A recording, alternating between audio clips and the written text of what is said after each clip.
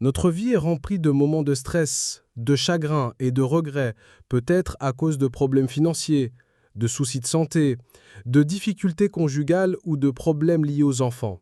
Mais, aussi graves que soient ces épreuves, elles n'atteindront jamais le degré qui ferait blanchir les cheveux des enfants, elles n'atteindront jamais le degré où une femme oublierait son bébé, elles n'atteindront jamais le degré où une femme enceinte ferait une fausse couche, elles n'atteindront jamais le degré où l'on regarderait les gens et où ils sembleraient ivres alors qu'ils ne le sont pas.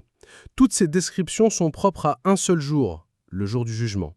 Allah subhanahu wa ta'ala nous a informé que cela se produira ce jour-là, lorsqu'il a dit « Ce jour-là, tu verras la nourrice délaisser l'enfant qu'elle allaite, et toute femme enceinte avorter de ce qu'elle portait, et tu verras les gens comme s'ils étaient ivres alors qu'ils ne le sont pas.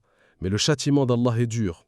Ce sera à cause du tourment, de la situation, de l'horreur de ce jour, un jour si intense qu'Allah subhanahu wa ta'ala a dit « Un jour qui fera blanchir les cheveux des jeunes garçons. » Ce jour de peur inimaginable, les gens seront divisés en deux groupes. Le premier groupe, ceux qui seront en sécurité, qu'Allah subhanahu wa ta'ala fasse que nous soyons tous parmi eux, seront en paix, car ils auront vécu avec un tawhid pur et auront passé leur vie à se préparer à ce jour.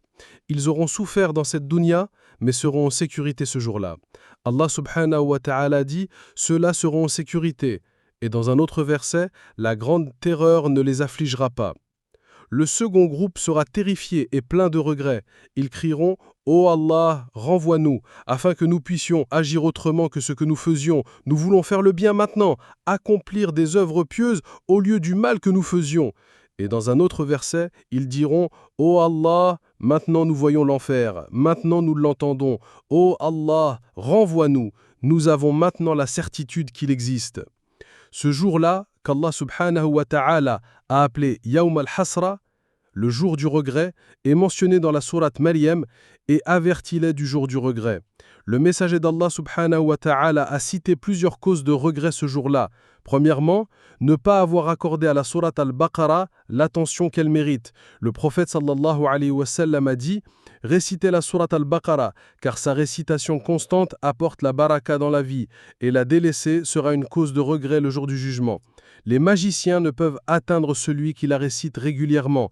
Si tu peux la réciter une fois par jour, Allahu Akbar, une fois par semaine, Alhamdulillah, mais au moins une fois par mois, qu'elles soient récitées dans la maison. Le prophète sallallahu alayhi wa sallam a dit « La maison dans laquelle on récite Al-Baqarah, les shayatines n'y entrent pas. » Deuxièmement, participer à des assemblées où le nom d'Allah n'est pas mentionné. Le prophète sallallahu alayhi wa sallam a dit « Lorsque des gens s'assiedent dans une assemblée sans se souvenir d'Allah, c'est comme s'ils s'étaient réunis autour de la carcasse d'un âne mort, et ce sera pour eux un regret le jour du jugement. » Troisièmement, convoiter les postes d'autorité. Le prophète sallallahu alayhi wa sallam a dit « Vous allez rivaliser pour obtenir des postes de direction, et cela sera un regret le jour du jugement. » Il a invoqué contre le dirigeant injuste et a dit « Celui à qui on confie la direction de 3 ou 4 personnes ou d'une communauté et qui n'est pas juste avec elle ne sentira pas l'odeur du paradis. » Quatrièmement, accomplir des actes d'adoration entachés de riya, ostentation.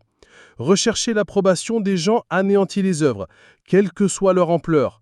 Une énorme aumône donnée pour se faire voir est réduite à néant, tandis qu'un petit don sincère est accepté et béni. Avant chaque action, demande-toi pourquoi. Si la réponse est pour plaire à Allah, Allahu Akbar, continue, sinon arrête-toi et renouvelle ton intention.